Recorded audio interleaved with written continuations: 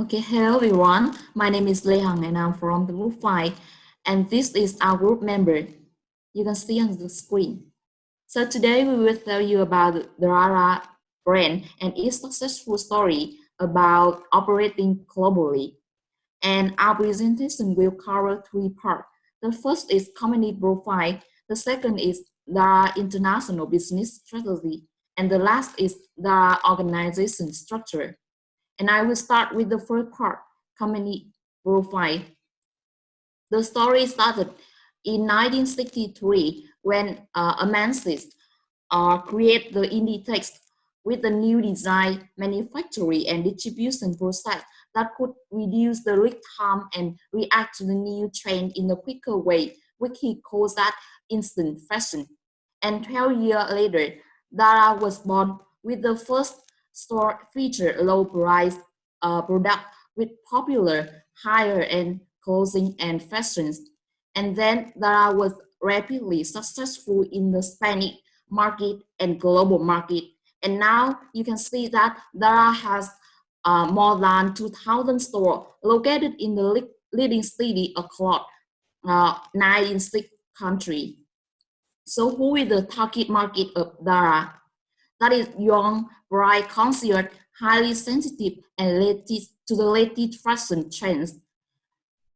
They are segmented of the product line as follow. You can see the women with 60%, and the following is men, and the last is fast-growing children.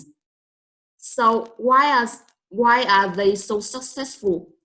Well, there are many reasons, but the most important reason is a competitive advantage of the company. The first is customer responsiveness. Dara doesn't have many investment in marketing. Instead, the year is rely on the most important aspect of the business, the customer. They listen to what customers say, their command and feedback, and we use that information to evaluate the next production. The second is business model. Dara is only brand that has capacity to produce the latest design that the customer demanded and make it available at the store in just 14 days. The last is the scarcity. Scarcity in the fashion increase desirability. Which means that shoppers need to buy quickly as the item may not available next week. By reducing the quantity, Dara create artificial scarcity and lower the risk of having unsold stock. And the next part will be presented by my friend Việt. Hi everyone, I'm Wetha, and in this part, we will look at the international business strategy of Zara to see which strategy helps Zara to become one of the largest, fastest growing, and the most successful transnational clothing retailer in the world. After opening its first store in La Coruña in 1975, it took Zara 13 years to start searching for opportunity through Forest Market in 1988.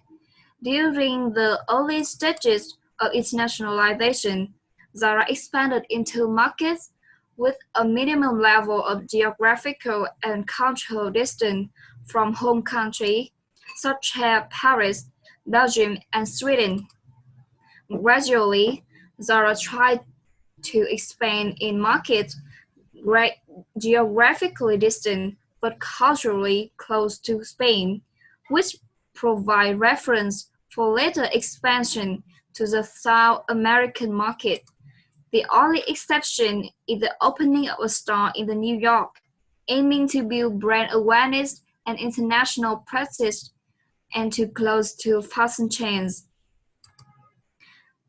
At this time, Zara chose to adopt home replication strategy to exploit in the market similar to Spain in terms of geography and culture. However, at the end of this internationalization stage, Zara recognized the need to deal with both strong cost pressure and strong pressure for local responsive needs. And now we will specify these two pressure. There are three pressures for cost reduction in the fast fashion apparel industry. Firstly, the bargaining power of buyers is moderate. Since the customer switching costs are low and there is a lack of high brand loyalty in the apparel industry, customers can be very flexible in choosing products across brands. However, the large number of customers compared to the fast fashion retailer, along with the low possibility of customer integration, lowers the bargaining power of customer. Secondly, the threat of substitute product is high. The substitute sources for fast fashion retailer are high-end luxury retailer, discount retailer, and department store. This high availability of substitute products poses a huge threat for Zara.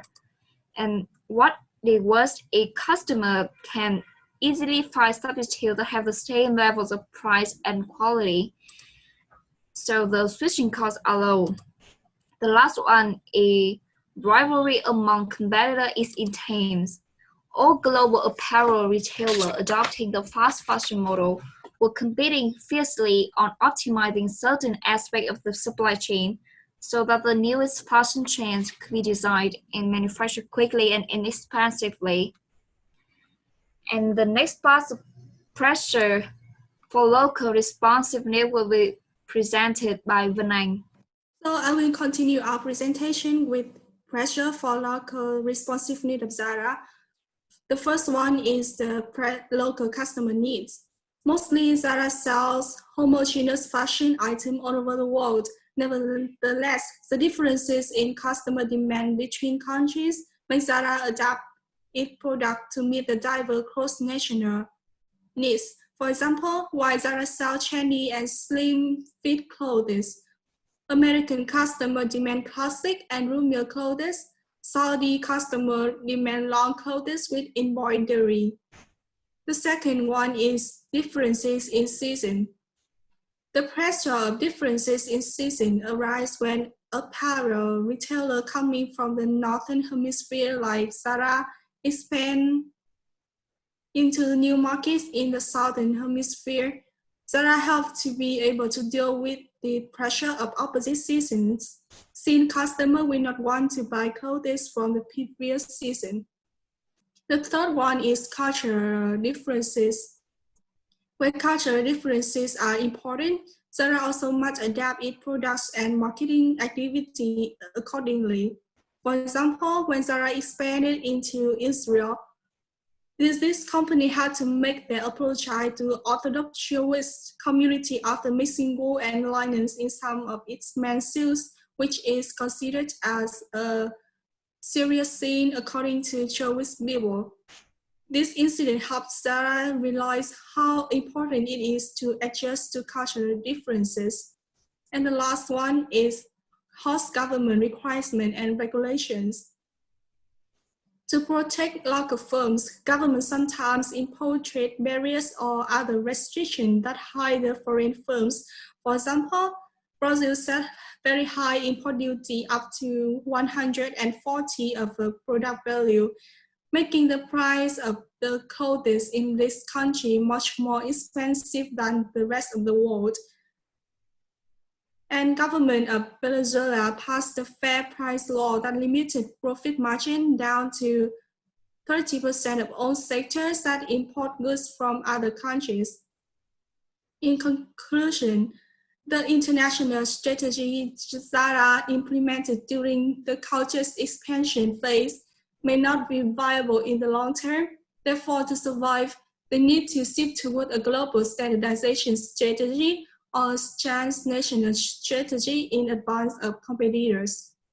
And now too, we'll continue our presentation. And about second stage of global expansion. Firstly, I would like to show you the process about how Zara expand their market to foreign countries fiercely. In the first stage, Zara focus on domestic market and just expand gradually to some foreign market. And the second stage has seen an aggressive overseas expansion since 1997. Zara began their aggressive expansion period by opening a store in Israel in 1997. And 1 year later, Zara entered 8 countries in the Middle East with Kuwait, Lebanon, and the United Arab Emirates. Between 2000 and 2003, Zara decided to reinforce its situation in the European market rather than adding more countries. Between 2003 and 2009, a lot of new store openings were made in new countries such as Costa Rica, Monaco, Philippines, and Indonesia in 2005. And in 2010, Zara entered Indian market and expects this will become the most vital market. And now Zara has over 2,200 flagship stores across 96 countries. To deal with the pressures as have pointed out in the initial stage, Zara decided to shift toward transnational strategy, standardize where feasible, adapt where appropriate. And how best to implement a transnational strategy is one of the most complex questions that large multinationals are grappling with today. Zara's transnational strategy is clarified in 4 aspects: location economies, economies of scale, and standardization and local responsiveness to low cost and local responsiveness. The first aspect is location economy. Zara used location economies factor to create significant value and was integral to minimizing its internal transaction costs. While some competitors outsource on production to Asia, Zara manufactures its most fashionable items near its home market, including Spain, Portugal, and Turkey, particularly in Glacier and northern Portugal and Turkey. 80% of its materials are also manufactured in Spain. This strategy of Zara allows the company not only to lower its selling price to use cost leadership strategy, but also to get fresh trends into stores before their competitors and become the fashion leading. The next part will present by Phương. Now we move to the second aspect, economy of scale. Zara does not produce in large volumes to attain economy of scale. Instead, it produces in small lots as Zara aims at creating scarcity. By reducing the amount of production for a particular design, Zara not only creates the fact that not everyone can own the product, but also create artificial scarcity similar to the principle that applies to all fashion items. The less readily available, the more desirable it becomes. Therefore, the fraction of each product discount is about just half of its competitors. And moving to the third aspect, standardization. As you can see, product offering and promotion policy vary minimally internationally. We can easily realize Zara standardization that 85% to 90% of basic design sold in store tend to be common throughout the world. As this converges across national boundary, the implementation of a rather standardized strategy has become easier over time. And the last aspect is local responsiveness. While most designs are standardized, the rest different due to catering to physical, climate, or cultural difference. For example, the smaller size in Japan, different seasonality in Southern Hemisphere, and special women's clothes in Arab countries, and residual difference permitted products that did not sell well in one market to be sold in others.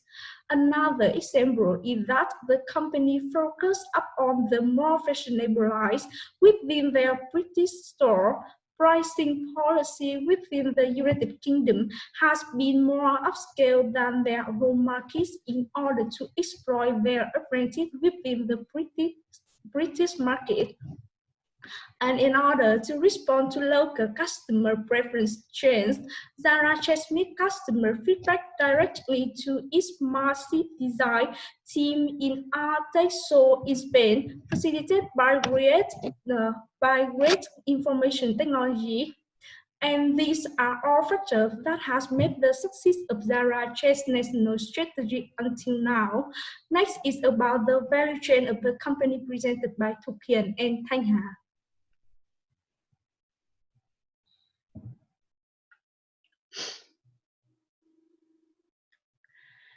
Okay, so now we move to part 2, the value chain. I present to you primary activities. The first factor, primary activities, is research and development, or we can call product design of Zara. From the very beginning, Zara keeps pace with the latest fashion trends, but offer high quality and affordable collections. Its just-in-time production provides collections that keeps changing to adapt to customer taste through checking of market events, fashion trends, customer preferences. Moreover, Zara is outstanding with its environmental friendly campaign. As stated on its mission, Zara aims to become an eco-friendly company that contributes to sustainable development of the society. Zara is very serious in achieving this mission with a strategic environmental plans 2011 to 2015. The next factor is production. Its production is vertically integrated and highly responsive. It manages design, production, shipment, display, promotion, sales, and feedback itself, relying only just a little on outsourcing. This production also fully automated in the queue, or we can call it just-in-time production. The heart of the company and its supply chain is a huge, highly automated distribution center called the Cube in Spain. The Cube is nearly 500,000 square meters. All raw materials and all finished goods pass through the Cube. They also compensate of higher labor costs by minimizing advertising and inventory expenses. The third factor is marketing and sales. While H&M still is fixed on the old 4Ps marketing model, product, price, promotion, and place, where the company and the brand is the focus, Zara has evolved to the new 4Es marketing strategy. Experience replaces product, exchange is now price, evangelism is now promotion, and every place is a new place. That puts the customer at the center around which the company and the brand revolve. This results in remarkable growth globally, with only limited investment on advertisement or even none. The final factor is customer service. Till 2018, it has operated in more than 2,200 stores across 93 markets and 39 online markets. However, despite its availability on social media, Zara is not utilizing using it. On the other hand, Zara capitalizes on the store experience by continuously offering reasons for customers to visit the stores and catch with the hottest trends at affordable prices. Moreover, in 2016, the service agents responded to more than 17 million customer inquiries. Cohen said that Zara actually listens and reacts to customer feedback as its more valuable brand assets to improve its products and services. The next part will be presented by Thanh Hà. So I'm going to tell you guys about support activities. It contains 3 parts, and the first one is information systems. As mentioned earlier, Zara relies more on direct communication with its consumers rather than spending for advertisements. Zara gathers data from consumers daily, even several times in a day. The headquarters gather consumers' data from its stores across the globe. They use the personal digital assistants to gather immediate customer input and feedback and directly send it to the headquarters. Zara also uses the point of sale system, which includes the transaction processing system that captures customer purchase intentions. The next part it is human resource management. Human resources focus on the staff training to empower its store employees and managers. The first one are trained designers. Zara cooperates with many new designers and they give training to the designers for them to be able to produce in short lead time and adaptive enough to produce with material that are available. The next one are store managers. In addition to overseeing in-store personnel, store managers decided which merchandise to order and which to discontinue, and also transmitted customer data and their own sense of inflection points to Zara design teams. The last one are caring employees. They can be at the forefront of customer research. They intently listen and note down customer comments, ideas for cuts, fabrics, or a new line, and keenly observe new styles that its customers are wearing that have the potential to be converted into unique Zara styles. The last part of support activities is company infrastructure. At the heart of infrastructure is the IT technology. IT means more than just technology, it is the whole data, people, and processes. Technology here allows Zara to order what has been sold or what they know will be sold due to insight on demand. The software understand all the parts of the system in order to provide accurate plans based on real demand rather than guessing and forecasting from misleading historical data. Technology helps Zara identify and manufacture the clothes customers want, gets those products to market quickly, and eliminate costs related to advertising, inventory missteps, and markdowns. That's the end about support activities, and now Ha Phương Anh will present about organizational structure. And now I will talk about the Zara organizational structures. Zara is affiliated with the Kdqt Group. Initially, the organizational structures of Kdqt Group was functional structures. It is divided into a market operation department, product development department, and production department. All of the departments were independent. Other departments also have little or even no communication with each other. Later, Kdqt fully updated its organizational structures and established a flexible and efficient matrix structure for Zara. And here is the organizational structure for Zara. Next slide, please. The Zara brand itself has a hybrid structure. As employees report to store manager, the store manager reports to the region managers, and the region manager reports to the head of Zara. And within this structure, Zara is divided into 3 different divisions. The first one is the woman, next is the man, and the last one is children. Each of these segments has a different product, which are designed and selected by the designer and heads of the department. And the stores are also separated into these 3 divisions, leading to 3 store managers per store. However, all 3 divisions share some overhead resources within the Zara brand, such as logistics, distribution, and accounting. Within each store, Zara has a store manager who is responsible for communicating with headquarters and the employees at that store.